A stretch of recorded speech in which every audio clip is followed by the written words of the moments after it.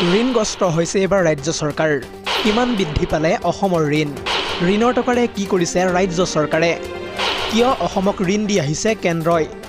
দেশৰ প্ৰতিখন ৰাজ্যই চৰকাৰৰ পৰা লৈ আহিছে ঋণ, আৰু ইয়াৰ বিপৰীতে ঋণ নোলোৱাৰ ক্ষেত্ৰত অসমৰ স্থান হৈছে 15 নম্বৰত।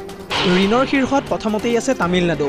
তামিলনাডুৰ আছে প্ৰায় 8,34,544 কোটি টকা। দ্বিতীয় স্থান দখল কৰিছে উত্তৰ প্ৰদেশে। উত্তৰ প্ৰদেশৰ আছে প্ৰায় 7,69,245 কোটি টকা। লগতে তৃতীয় স্থান দখল কৰিছে মহাৰাষ্ট্ৰই। মহাৰাষ্ট্ৰৰ আছে প্ৰায় 7,22,887 কোটি টকা।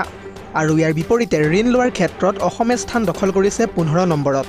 কেন্দ্ৰীয় চৰকাৰৰ তথ্য বিপৰীতে হয়তো এই পৰ্যন্ত অসমত ঋণৰ পৰিমাণ 5,000 পৰা 6,000 কোটি টকালৈকে বৃদ্ধি হৈছে। ইয়াকে লৈ ৰাজ্য চৰকাৰৰ বিৰুদ্ধে তীব্ৰ আক্ৰমণ অব্যাহত ৰাখিছে ইতিমধ্যে বিৰোধী শিবিৰে। কিন্তু বিৰোধী ঐক্য মঞ্চৰ সমালোচনাক কেৰেপ নকৰি হিমন্ত বিশ্ব শৰ্মাৰ চৰকাৰে লৈ আহিছে ঋণ। লগতে কেন্দ্ৰইও দি আহিছে ঋণ। ইমান পৰিমাণৰ ঋণৰ পিছতো কিয় কেন্দ্ৰীয় চৰকাৰে অসমক মাহে মাহে দি আহিছে ঋণ? কেন্দ্ৰীয় চৰকাৰে অসমক ঋণ দিয়াৰ প্ৰধান কাৰণটোৱেই হৈছে অসমে মাহে মাহে কোটি কোটি টকাৰ ঋণ ল'লেও সময়ে সময়ে কিন্তু ঋণো পৰিশোধ কৰি আহিছে অসম চৰকাৰে।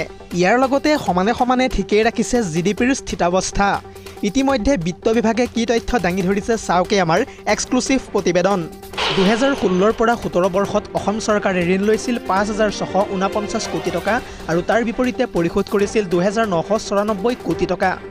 দ্বিতীয় বৰ্ষত অৰ্থাৎ 2017 পৰা 18 বৰ্ষত ঋণ লৈছিল অসম চৰকাৰে 10,476 কোটি টকা, আৰু পৰিশোধ কৰিছিল 2,960 কোটি টকা।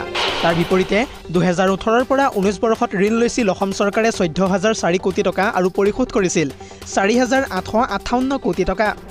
লগতে 2019 পৰা 20 বৰ্ষত অসম চৰকাৰে ঋণ লৈছিল 16,635 কোটি টকা, আৰু পৰিশোধ কৰিছিল 4,589 কোটি টকা।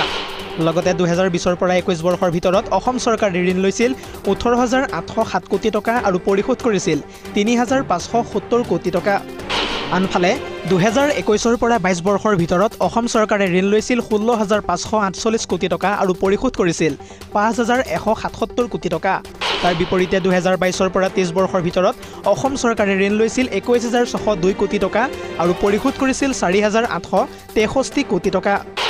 আৰু তাৰ পিছতেই 2023 পৰা 24 বৰ্ষৰ ভিতৰত অসম চৰকাৰে ঋণ লৈছিল 28,128 কোটি টকা, আৰু পৰিশোধ কৰিছিল 6,924 কোটি টকা। এতিয়া প্ৰশ্ন হয়, ঋণৰ ওপৰত নিৰ্ভৰ নকৰি অসমে কেতিয়া স্বাৱলম্বী হ'ব? সেয়া জানিব কেৱল দিছপুৰবাসীয়েহে। News desk report, ZD news.